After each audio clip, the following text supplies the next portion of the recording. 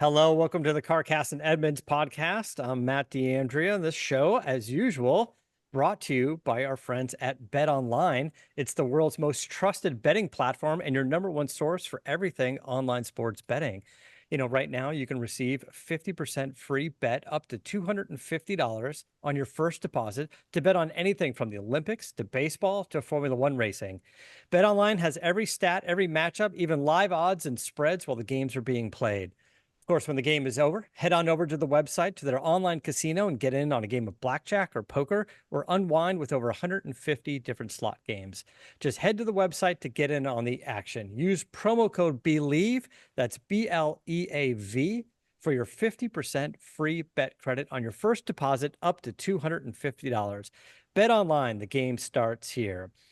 All right, so we're here with Clint and Alistair, and welcome back, Clint, to the show. And we had a great time last time, but man, we've got some fun stuff to talk about today. We have to jump right into it. Let's talk about Corvette ZR1. I know you've sort of been neck deep in everything, trying to get content and all the information out there, but I don't know. Where do you guys want to start? ZR1.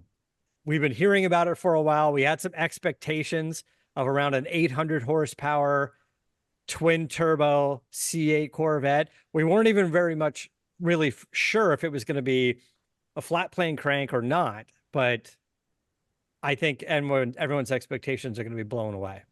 So, Clint, you were actually up there in Detroit. Clint went and had a look at it for us. So take it away. 1,000 horsepower. No, 1,064 horsepower, which is, I think that blew everybody away, right? What was the reaction on the ground when they kind of announced that? What words am I allowed to say on this podcast? You can say anything you want. We'll click the explicit button when we post it. You can fill in the blanks on what people said in the room when they announced that horsepower figure for the first time.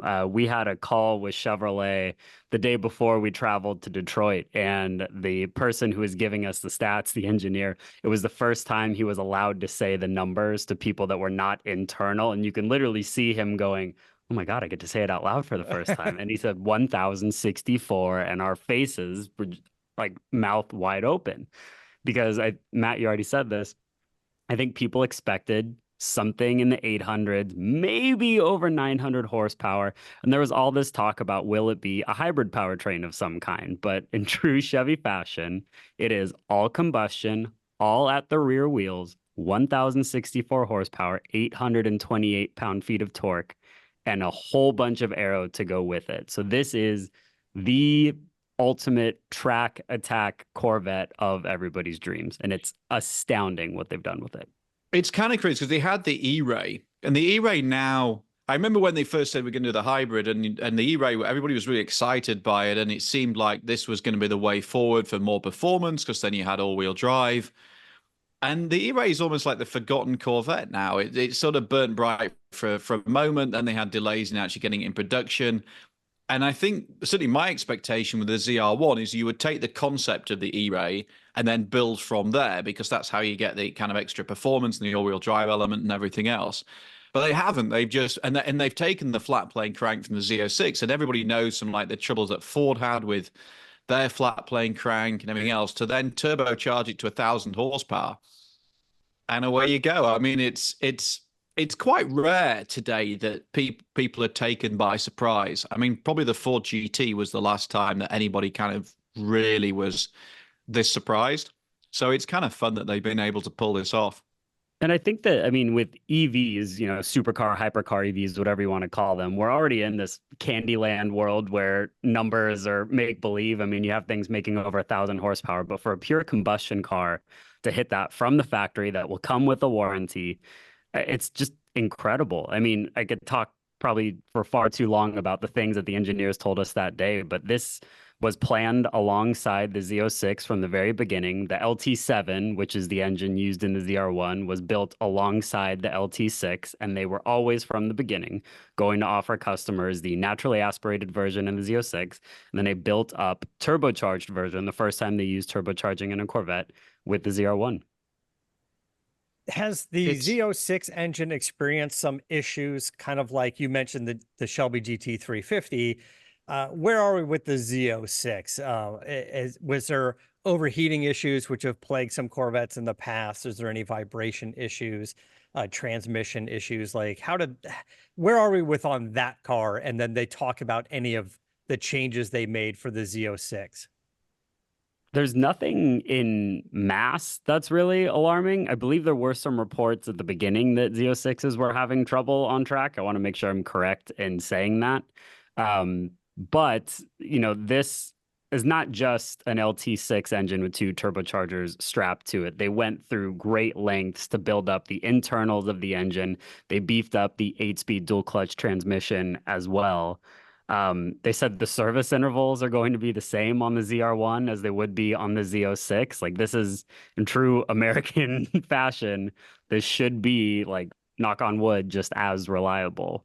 They also said that they were not shooting for this horsepower target necessarily, which I found interesting.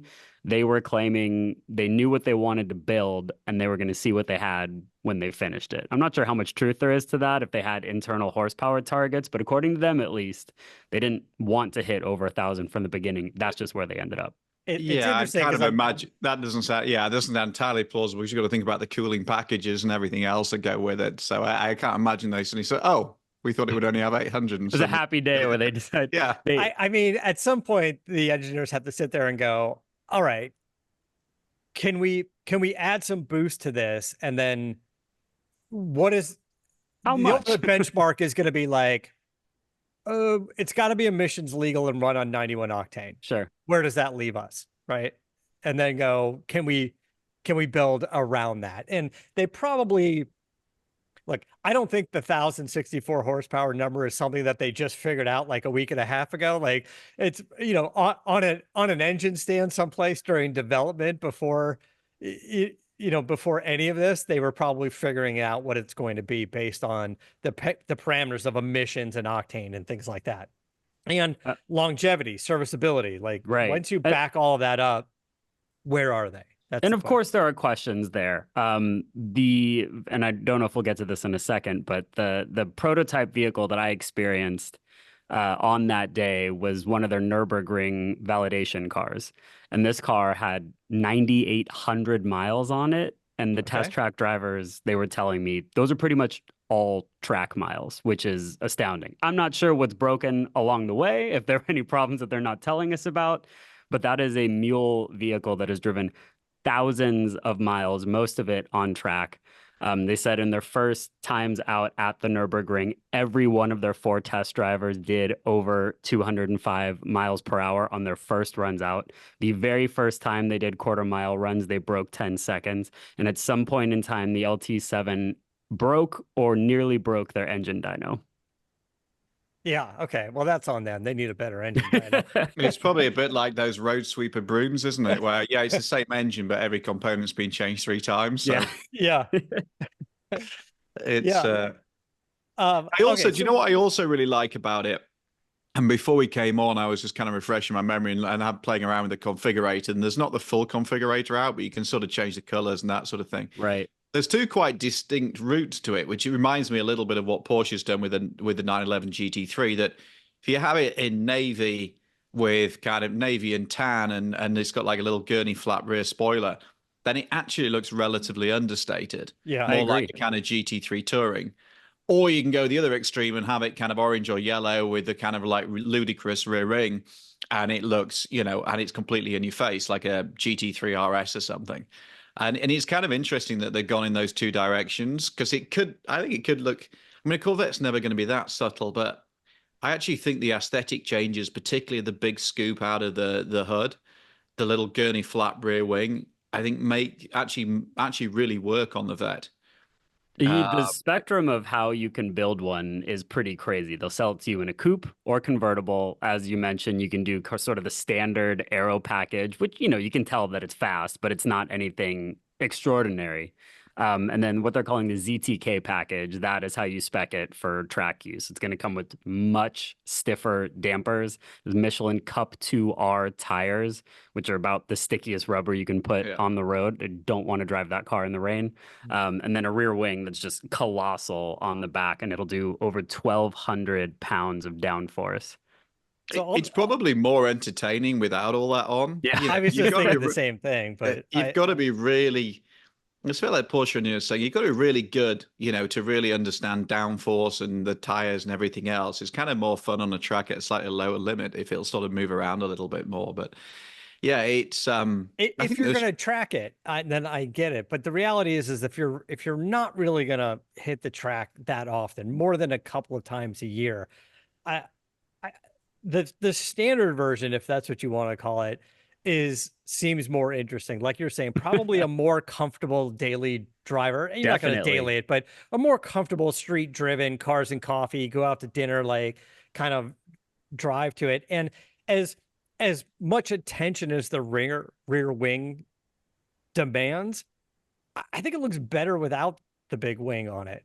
Put me in the it's minority on this one. If I'm buying this vehicle, I'm doing it in yellow with the giant wing, and I'm gonna have some stupid vanity plate that says 1064 or whatever. And it's look at me. The whole thing is look at me. Of course, and you're gonna step out of that car dressed like a Corvette with a yellow Yeah, jacket and the Corvette yeah, headband. You're gonna look head like to toe, belt buckle, all of it. you're That's gonna the what I something American want with it. bandana. yeah, something out of Cobra Kai, but dressed as a Corvette. Yeah.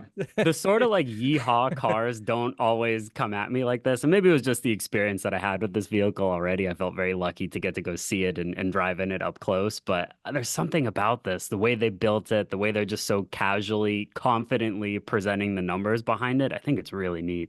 When GT3 came out and it was kind of over the top like that, how many bought the full package versus the touring package, which is the, without the wing and the more subtle version? I don't know the numbers on it, but just kind of curious. I feel like I've seen more of the touring, or at least as many of the touring package than I did the full race spec version, right? Well, also the touring package is stick only, whereas the one with the wing has the thing. It also depends on like balancing out the latest GT3, because it's more aggressive to start with. I think actually feels more balanced with the wing. This personal thing, but feels more because the front end is so aggressive. Actually, the rear wing balances it. Whereas the previous, the 991 was a bit different. But I mean, what I love about this vet generally is it almost seems like Chevy have gone, we've got one last go at this. I mean, maybe with all the Totally politics, agree. and we're going to Totally talk more agree. about EVs in a minute, and maybe they haven't. Maybe they will do another like gas Corvette, but it's almost like, what the hell? We're going to do one more car, and let's just throw the kitchen sink at it and let the engineers do their thing. So, I mean, but to develop like a flat plane crank engine from scratch for this car and then turbocharge it, these are significant costs and significant risks. Ford had a, I was actually Yeah. shooting a documentary on the Focus RS development, and I followed some of the development of the GT350 engine. I know how much trouble they were having internally with that. I remember buying some kitty litter from a Target or something after it spat its oil somewhere in Arizona. This is many years ago. I mean, now that's like an iconic collector's car, isn't it? Yeah. And it sounds unbelievable. But it's interesting. GM were like, we're all in. We're going to do this. And obviously, there's a racing program and everything else that goes hand in hand with it. But it is cool. And then, the next question is like, we GM haven't announced pricing, but we're expecting somewhere north of. But what's the Z06 115-ish goes to about 140. So this is probably going to be around 150 plus. You can have big ticket items that dramatically increase the cost. You can do carbon wheels. Those will be really expensive, maybe 10 grand. The ceramic brakes are standard on it, so you don't need to pay for those. Yeah. But by the time you add anything you want in carbon fiber, do the interior the right way, ZTK package, you potentially are pushing $200,000. But I want to curb that by saying all the way back to the Stingray, there was speculation that that would start at 100, and then Chevy came in well under that. So they have the ability to surprise us here if they want. Does it put some of the other car manufacturers on notice, or does Ferrari, Lamborghini, Aston Martin, McLaren, do they just they don't care? I think it's a different customer, isn't it? I mean, it shouldn't be. That's what I was thinking in my head when you mentioned the Porsche too. It is. I know a load of people who've got like, 911s and things like that, and I just think it shouldn't be. Let's be clear about it. Like, your GT3 buyer should be looking at this, and it should be like a direct shopping choice. Chevy will know more about like the demographics of who trades what in, but it just feels like a different customer. People buy a Vet because they want a Vet. People buy a 911 because they want a 911, and it's It's I don't know, maybe it's slightly different because this is the mid-engined one and everything else. I mean, I remember driving the old ZR1, and I remember doing still on YouTube actually, we did a ZR1 against Yep. GT3, and I hadn't recently moved to America, and this is my first experience of that generation of Vet. And that thing was a bit, the steering had very little feel, and it just felt like it got way too much power for the chassis, which it probably had by that stage. Whereas this is a much more kind of bona fide European style mid-engine supercar. Well, that's the thing now, is it has the style. You can see, I want to say a heat extractor in the front, but because there's no engine in the front, it's just sort of like a flow through type of aero component to it. You're adding these components that have kind of this European supercar flair to it. You've got the flat plane crank V8. I mean, it wasn't that long ago. You can go, hey, I'm going to get a Corvette. And someone goes, I get the Ferrari. And they go, yeah, but they have the flat plane crank V8. And you go, okay, well, now Corvette does as well. And it's still half the price, right? So what are you really getting with those cars performance wise, other than, is it worth to pay double now for the brand equity, right? Let's say Ferrari. Or you buy a used Ferrari F430 or something for 120 grand, and but then you got all the associated running costs and everything else. I mean Corvette has always pitched itself as being this kind of bargain supercar, but like you feel like they've turned that really up with this car because it's just so much more exotic in its configuration and how they've done it. You do have to look at that Corvette audience, like you were saying. And I think a car like this does open the eyes of a new wealthy audience that has never owned a Corvette. Sure. That is the McLaren audience, for example. But, you mentioned E-Ray. C8 was great. Z06 is great. E-Ray didn't connect with customers, I don't think. I don't know if they've sold it. Well, they'll tell you that they're selling every one that they're making right now, and they have orders into the future. The thing about the E-Ray that's interesting is it's sort of part of the missing pieces of the puzzle still. With ZR1, what they didn't tell us, no quoted 0 to 60 time.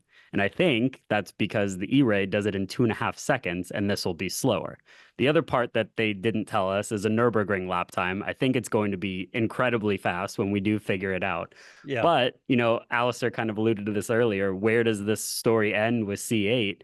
It seems, and we should say this is still somewhat speculation, that they'll do one more variant after the ZR1 with the internals of the E-Ray plus the ZR1 stuff, and you'll end up with something around 1,300 horsepower, all-wheel drive hybrid, probably called Zora.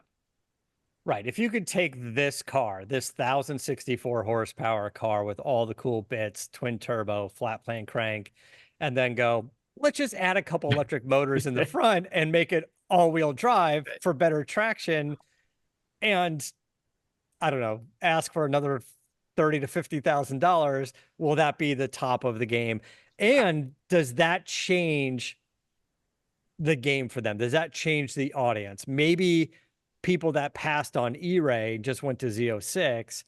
Sure. But they're quite different cars. The E-Ray is more, the Z06 for Porsche speak is more GT3, whereas the E-Ray is more like kind of GTS. It's supposed to be a little bit softer, more of a sort of, everyday comfortable vet, whereas the Z06 is a bit full on, particularly with how noisy it is. I mean, not having driven it, I would assume E-Ray is the car to get currently in the lineup. Like you said, the acceleration is faster than anything. It's nuts out there, and it is the more comfortable drive, presumably. But the Z06 sounds. I had a question for you, actually, Clint. You've seen this. You've been up there. I haven't. The Z06 sounds unbelievable. Unbelievable. I mean, like almost like Wake the Neighbors. This is a bit embarrassing. Unbelievable. Is the muted in the ZR1 because of the turbos? Is it a bit like the Porsche thing where it's like the turbo never sounds quite as good as the rest of them? It's different, and I hope that's not a cop-out answer, but it really is. I heard the car inside of the cockpit, and I heard the car outside, and a flyby at over $150 where I was standing.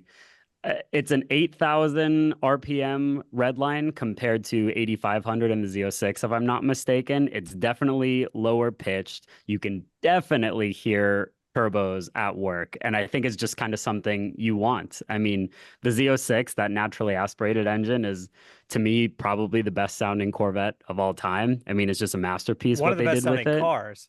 Yeah. Absolutely. I mean, Yeah. they benchmarked it after a 458 Ferrari, which is another all-timer in how it sounds. But the ZR1 has its own distinct thing going on, and it's just mean. It's just mean, and you can hear it. It's nasty. It's interesting. You said lower tone. When I watch the video that you guys have up already, the first thing I heard was a little bit more bass in the note. You know, where the Z06 seemed maybe a tad faster on the rev and a little bit higher pitch. That's as right. you'd expect from the naturally aspirated. But by no means does this car not sound like a complete beast. I had a helmet on, and even still, you know, up into 140, 150 when it was hitting red line, it was loud. I mean, that is a loud vehicle. And yeah, I mean, that's the only other thing is like how you get it through track days and everything else. Like, you know, there might be limitations on where you can run it and how, but yeah, it's right. I mean, a couple of $100,000, that's part of a couple of $100,000. That feels like instinctively a lot of money to spend on a vet, but I suspect you're going to end up with the early ones having chunky markups on top of that potentially. It's no, it's a very cool. It's a very cool thing. And you were saying like you get to 200. I know you were in the passenger seat or driving it, but the thing felt pretty stable. But you were in the car with the full aero kit, right? That you were not in the one with the because it's faster with the gurney flap than it is with a big rear wing, even if psychologically you'd probably feel like you want a big rear wing. You're right about that. So yeah, you wouldn't do ZTK package for ultimate top speed, which they haven't finalized yet, but they're saying should be north of 215. We did have the big rear wing on the back. I should also say that this was sort of a Franken car situation. It was an early prototype that they brought to the ring, so it was not the final production car by any stretch.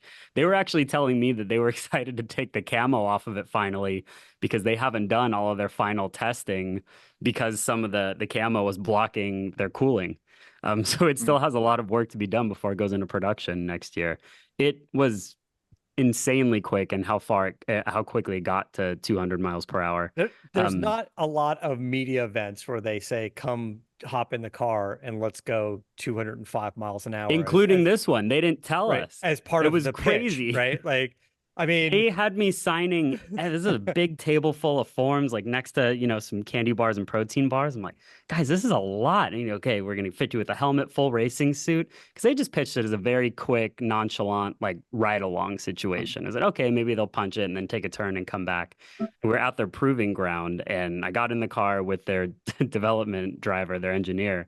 And he just said, okay, we're going to start in second gear and let's see how we do. And he didn't say anything else and just whomped on it all the way up to 205. Not starting in first gear did stick out to me, though. If the person who's in charge of calibrating the powertrain and how the car drives doesn't want to launch it from a dead stop, that's indicative to me that this thing could be a little bit squirrely. Right. Sure I mean, mid-engine traction, normally those things, you know, if you think about a 911, they'll launch, but I guess 1,000 horsepower is a lot, right? Yeah, I mean that might be the limiting factor of this, but there's a reason they gave the quarter mile time because once it hooks up, it's just destructive. I mean, trying to put on an event like this where you're inviting a bunch of people up, presumably every day for probably a week, you know, with different people up there, and hammering that car again and again. On a track, on a proving grounds like that, a little different than it used to be back in the day. I'm trying to think of, Alistair, your story on the with what was it, Brabus? Yeah, this was because it was kind of amusing. I always try and have a look at the video before they go live, and it was really nice actually because, you know, a lot of the videos I'm kind of watching just to, you know, anything I can pick up before we publish, but this one I was kind of watching as an enthusiast. It was like really, really fun just to, you know, as it kind of was unveiled. But yeah, it was kind of fun watching Clint in his hands device and his like Stand 21 race suit and his helmet and everything else. Because back in the day in Europe, it was almost like a rite of passage to do 200 miles an hour on an Autobahn in Germany. and I did a story for European Car, which was actually a pretty successful magazine in the US for a while. Or was it Sport Compact Car? It's one of the two. I think it was European Car. I remember them And both. Pam? I remember both those magazines. Yeah, I used to do a lot of work for them back in the day, and sadly neither no longer with us. And so we went to Germany to Brabus, and if people aren't familiar with Brabus is kind of they're not an official tuner of Mercedes, but they've always enjoyed this kind of privileged access and relationship with the factory because they're able to do stuff that the factory can't. And a lot of that is just shoehorning a massive engine into familiar Mercedes models. So this was an EV12, which was a V12 engine bolted into an E-Class. Yeah. I remember it being like massively heavy over the nose. And, you know, like it was like, right, we're going to get up at 3 a.m. Off we go on the Autobahn. And Brabus was still is in northern Germany. And off we go. And there's like the PR guy sat next to me. I'm driving. I'm like 25 or something. I'm even younger than Clint. And then there's a photographer in the back seat, ready for, well, like, you know, camera poised on a tripod, ready for the shot of the dashboard. And it was 2-lane Autobahn, 3 o'clock in the morning. And it's just like you got to about 180, passing trucks that are doing, you know, 60 miles an hour. And I just remember like the windscreen wiper starting just to kind of like raise off the windshield a little bit, just sort of hover in the air. And like Brabus is a really proper company, but this was 20 years ago, and I was a bit, and the car hadn't got much aero on it, and I was a little bit, but it was like, oh, you know, this is really fast, and there's a, you know, it's not necessarily a dead straight road.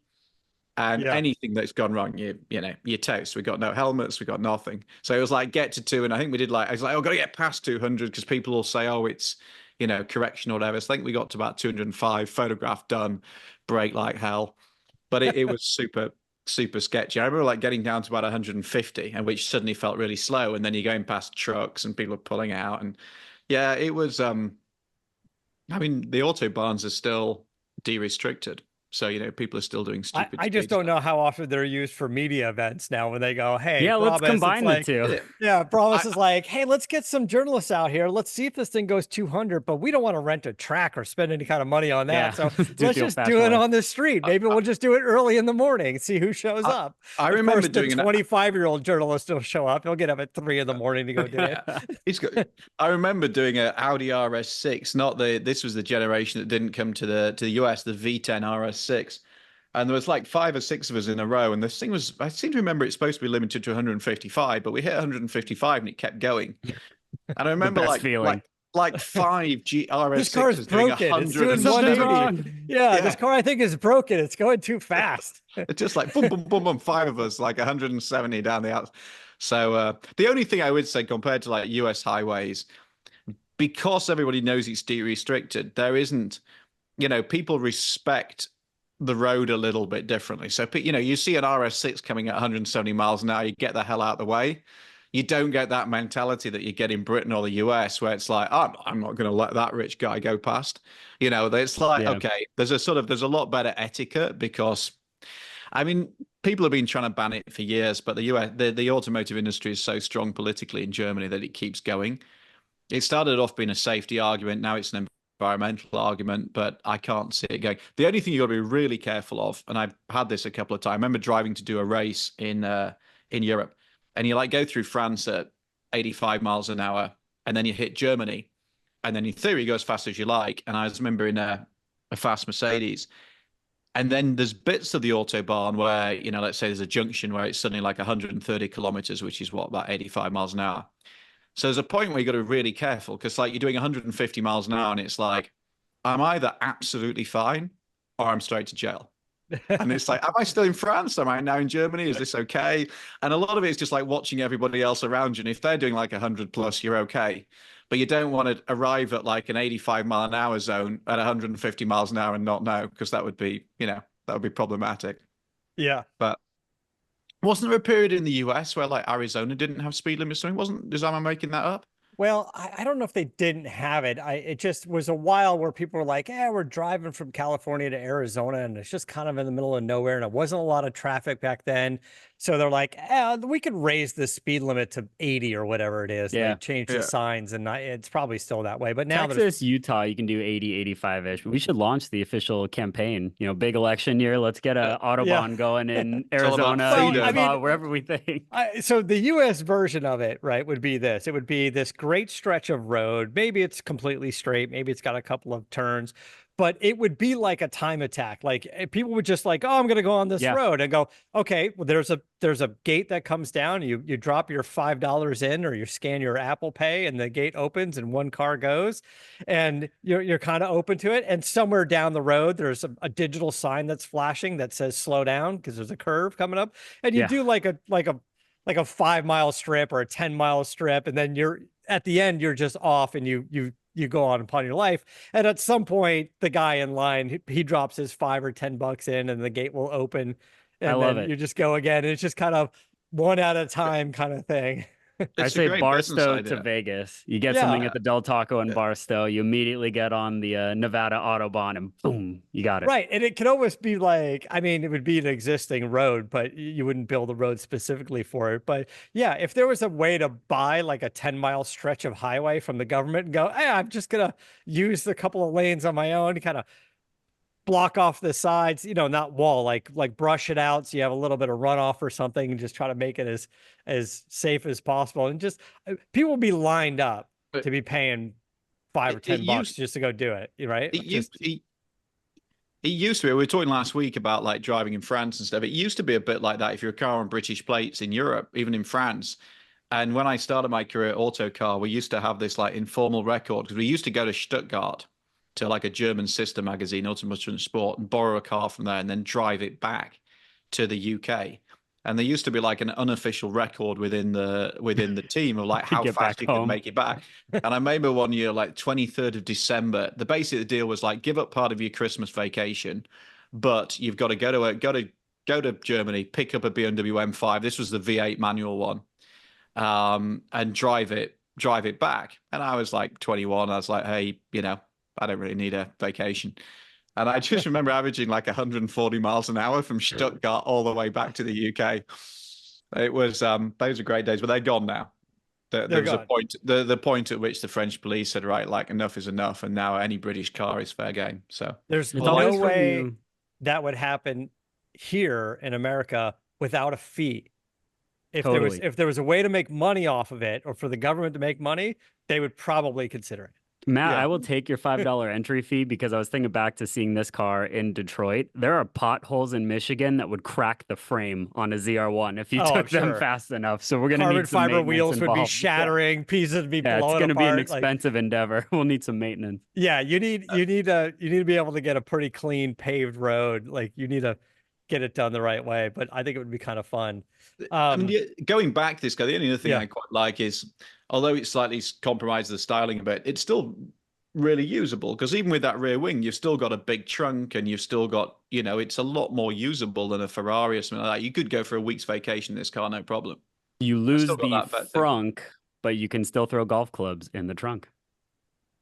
Yeah, there's no frunk because it's got the arrow. Yeah, so you get the flow-through hood now, which replaces you could do like a travel size carry-on, and the Stingray pops up in the front section of the car. So you do lose that, but compared to other things, still. So I was even thinking about like, what's the rival? Like, and probably something like a Cayman GT4 RS is similar philosophically and similar money, but like obviously half the power.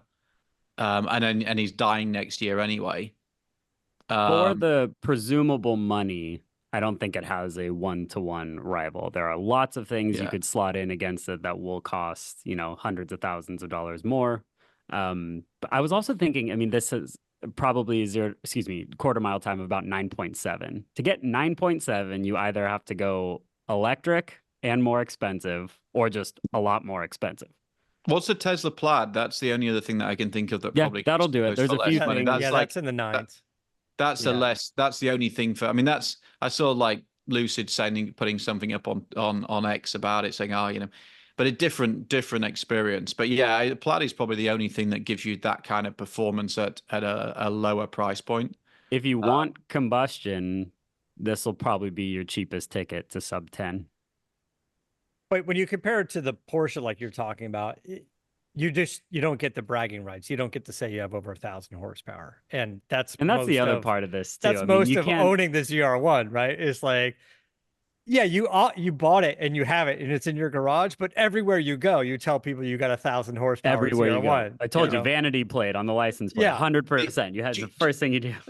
There's Right. also something I hadn't really thought about till we were just now is, the GTD Mustang. And I know that's not only about horsepower, but that's gonna, that's 350 grand. So, whatever this is, basically double what this is.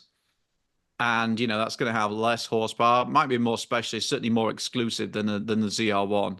But you wonder whether that's kind of Chevy's little kind of nudge as well, is that we want to outperform a $350,000 kind of pseudo race car. So I'm sure it set off alarm bells at Ford. I mean, we don't know the Nürburgring time yet on the ZR1, but if it's quicker than that GTD, which is supposed to be the ultimate track Mustang, that's going to be problems. Yeah. And the launch is a little interesting. I mean, does this hit the Goodwood Festival of Speed next year? Because they just missed it. They did miss it this year. I don't know if that was... I'd like to see this thing go up the hill, right? I think they're just not done developing it yet. I mean, they by their own admission, they have more work to do on it before it goes into production. So yeah, to your point, Goodwood or anywhere else that they want to run it, they definitely should.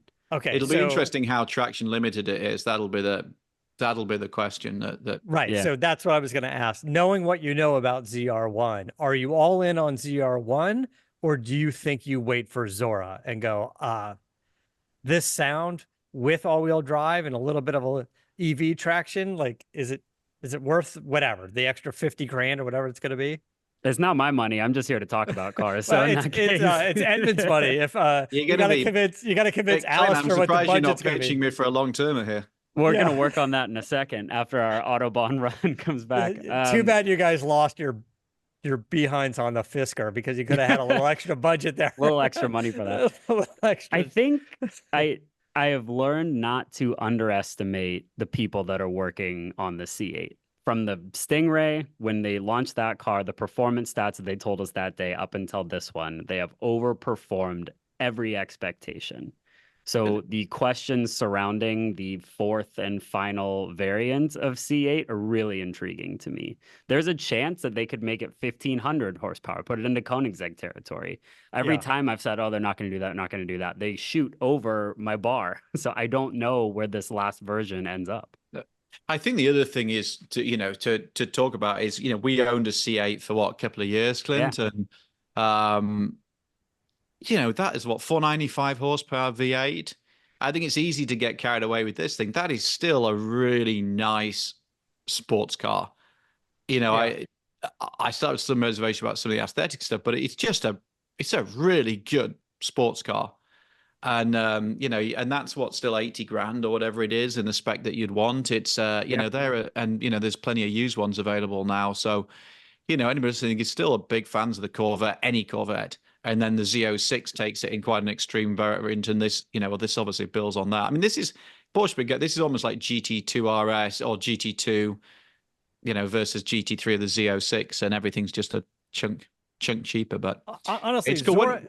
Zora doesn't need the extra horsepower. You can make it 1,100 just to say it's a little bit more, but they just have to knock a few numbers off. They just need to go, okay, now it's 2.3 seconds 0 to 60 or 2.2 seconds. So like that's Zora. Like, and then this is the order, and it runs 950s in the quarter mile. Like, it just needs to cut 0.2 off of everything and go, all right, this is what it is. It doesn't matter how much total power it has, as long as it just beats the benchmark of the car under it. And then that's it. They can go, you know what? We detuned, we reduced the amount of boost on the ZR1 turbos.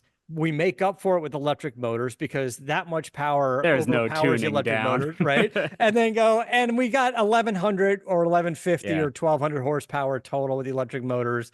We do 0 to 60 in 2.2 seconds. It runs 950 in the quarter mile.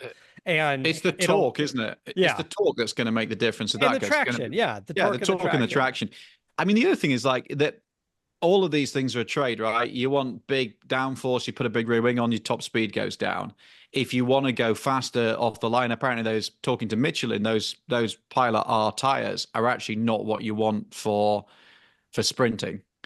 I think it's due to the sidewalls or something like that. But they were so you're always going to be chasing different compromises. But And then Zora would need some active aero. That's what would be the compromise. It'd be like, okay, we have a more subtle wing, but it grows into something more aggressive at a certain mile an hour. I right? can't Like, even imagine. Like it becomes this sort of monster wing. It's like, eating after midnight if you're a gremlin or, whatever. Like it just turns into that. Some sort of active components to it that separates it from this car instead of just going, it's this car with all-wheel drive. Yeah. But all right, let's just take a quick break. We'll be right back.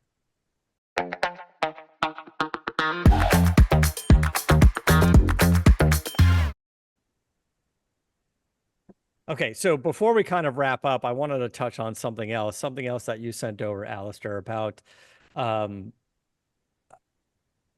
EVs being traded in, or more specifically, Teslas that are being traded in. We're kind of getting over this forced EV movement, if you will, and making things more optional. Like we had spoken before about Porsche. Porsche has a 911 hybrid. And yes, there's plenty of Porsche fans going, nobody asked for that. We don't need that. But Porsche's not saying we're turning the 911 into an EV or even a hybrid. They're saying we've got so many variations of the car. Why not have a variation that is innovative, and it is hybrid, and we did some really creative things with the hybrid technology, and it actually makes for probably what I can imagine, if we get a chance to drive it, a really amazing car. But it's an option. And even here, we mentioned E-Ray. We've got several versions of the Corvette. E-Ray is one of the options, and I'm sure it's a wonderful car to drive, but it's not the only thing. Mm-hmm. Yeah, and the interest, this is some data that we've just published, which is basically saying over more than half the Teslas traded in at dealerships in 2024 that were traded in at gas vehicles. So this is not people trading in with Tesla necessarily. There's people trading in with us. So there's two big takeaways from this. One is that this expectation that once you bought a Tesla, you never go back. Well, that's suggesting that that's not entirely true. And the other part of it is that people are trading in Teslas for EVs from other brands. So this kind of like Tesla-arty type vibe that was certainly there in the early years seems to be diminishing, and people are actually looking around. I mean, we're a case in point in this. My family traded in a Model 3 and we got a Genesis GV60. So people are actually either saying, you know what, this EV thing isn't quite working for me. I'm going to go back to gas or back to hybrid. And secondly, actually there's a ton of great EVs out there in the market. There's some fantastic deals available, particularly if you're leasing it. So let's go and have a look at an Ioniq 5 or Ioniq 6 or, Kia or some of the Kias and stuff like that, which are great vehicles. So it's interesting. And in the same week as we published this, Porsche have come out and said, actually, although the next generation Cayenne is going to be EV only, we are going to follow the same strategy that we have with the Macan, which is basically to say, let's keep the gas and hybrid Cayenne that we have, keep spending money updating it, and let's just sell it for as long as we like, which, I mean, it's a bit different. The Macan is like as old as the hills now. That's more than a decade old, and they just kept facelifting it. The Cayenne, because it had such a heavy update last year, feels a lot fresher. But I think this is just Porsche responding to the market and saying, you know what? We got a bit ahead of ourselves, particularly for a Cayenne, which, let's face it, is a kind of a long distance family machine. It's a great road trip or skiing car, whatever. Then probably, a lot of people are saying that long distance car, I don't want an EV. Yeah. So they're just going to kind of keep going, and they'll run them side by side. So it's a fascinating time. I think we're seeing a lot of people starting to pivot their strategies. Obviously, politically, there's a lot happening, not just in the US, but globally. So, all the data coming out is saying, oh, everybody's putting the brakes on a little bit, and we're not going to stop doing EVs, but we're going to hedge. So, yeah, really, really interesting. And I expect other people to follow suit. I would agree with that. I think there was always an option to have a fair mix of EVs, hybrids, gas engines, and maybe other forms of clean burning fuel and whatever out there. And it just for a couple of years, the EV thing seems so forced. But the reality is having the options available, like you said, if you're mostly a long hauler, then maybe you want gas engine. And if you just want to avoid lines and fuel prices, maybe you're all in on EV. But I think I think like the those two-car options, solution in America right now, particularly if you're in an urban environment, is EV and gas or EV and hybrid. But then would you suggest a vintage 911 and a modern day Genesis?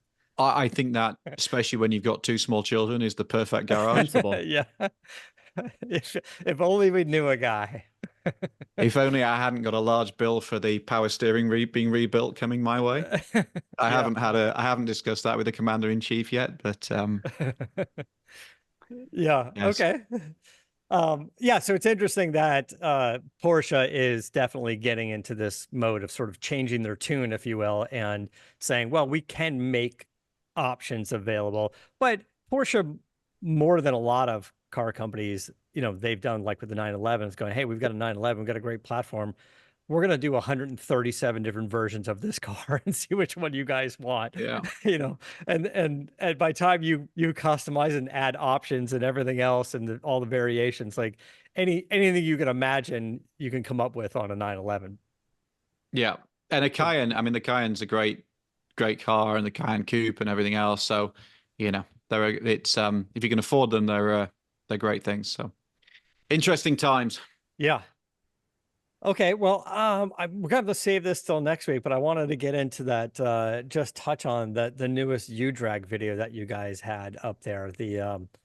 I think it was the Ioniq 5N versus the M4, the BMW M4 competition. This is like me making a complete hash. If the brakes had got cooked on the Ioniq 5N and I missed, and it just kind of like plowed through the apex by about 6 miles, but then still. Now I definitely gotta go watch it. I don't want to give it away, but that Ioniq 5N is quite a thing. It really is. Mm-hmm. And that's actually a great example of trying to just come up with something fun in EV. I think that's an awesome vehicle.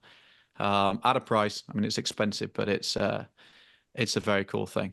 So yeah, that's a great video. Check it out now. That video is already up, like you said, up on the Edmunds YouTube page. So if you guys want to go see that, along with all of Clint's ZR1 videos, which is great. I watched it. You did a great recap of that car. Really got to show us and captured the sounds and your wacky grin ear to ear doing 205 miles an hour. I can't imagine what that would feel like, especially as you just showed up and signed Alistair's names on all the waivers. Yeah.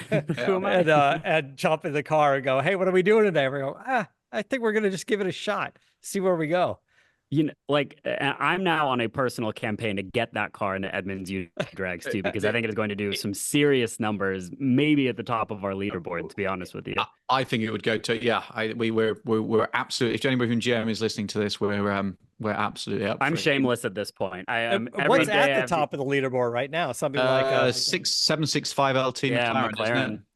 Okay. But which, let's face it, is 600 grand. So this is but that's the point we were making at the beginning of the show is, does McLaren take notice or do they not care? Let's put it in a U-Drag video and make them take notice. That's how we does it. Well, McLaren love the U-Drags thing. Apparently that's really because they love being taught. There's like a big source of pride back in working that they're top of that leaderboard. They told me that. So yeah, that's all good fun. And I want to see it put it against the Lucid Sapphire. Let's get into weird territory here where you have, obviously things that might accelerate faster than it, but how does that aero work in the corners? How good are the brakes? U-Drag is also about slowing down and turning, not just acceleration. Yeah.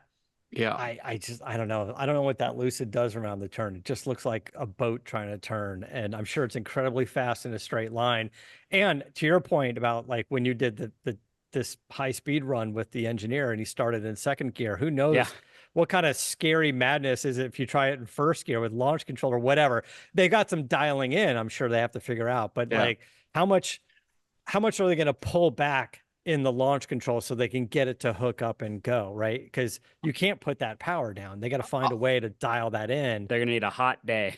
They're gonna I need a hot suspect day. that I suspect that that's part of they probably haven't dialed in the launch control. They probably haven't done that bit yet. So Yeah.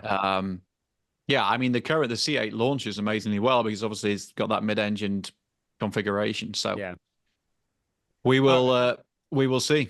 All right, guys. We're gonna wrap things up. Clint, join us anytime. I appreciate it. Thanks for the feedback. Glad Thanks you had for a good having me. time at the launch of that new Corvette. All right, guys. We'll see you next time. And until then, keep the air in the spare and the bag in the wheel.